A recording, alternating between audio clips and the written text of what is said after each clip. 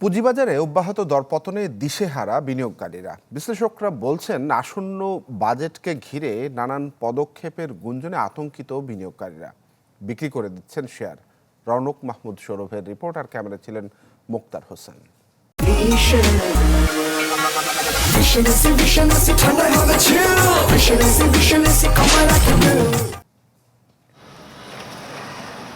টানা দরপতনে টালমাটাল দেশের পুঁজিবাজার। মে মাস জুড়ে ঘটা দরপতনের ধারা অব্যাহত আছে জুনেও। পরিসংখ্যান বলছে গত 6 বছরের মধ্যে গেল মে মাসটি ছিল সবচেয়ে সংকটের। দেশের প্রধান শেয়ার বাজার ঢাকা স্টক এক্সচেঞ্জ গত মে মাসের 19 কর্মদিবসের মধ্যে 14 দিনই শেয়ারের দাম কমেছে, বেড়েছিল মাত্র 5 দিন। এই সময়টাতে বাজার মূলধন হারিয়েছে 57,000 কোটি টাকা। এর আগে 2018 সালের মে মাসের 21 কর্মদিবসের মধ্যে 18 দিনই দরপতন হয়েছিল শেয়ার বাজারে। সে বছর দর বেড়েছিল মাত্র 3 কর্মদিবস।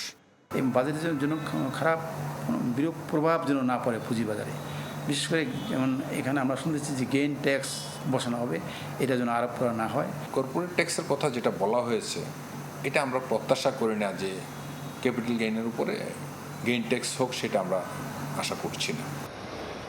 বাজার সংশ্লিষ্টরা বলছে আসছে বাজেটে শেয়ার বাজার থেকে নির্দিষ্ট সীমার বেশি মূলধন আয় বা ক্যাপিটাল গেইনের উপর কর আরোপ করা হতে পারে। বিভিন্ন গণমাধ্যমে এ নিয়ে প্রতিবেদন প্রকাশের পর থেকেই নেতিবাচক প্রভাব পড়তে শুরু করে। সেই সাথে বইছে বেনজির ঝড়।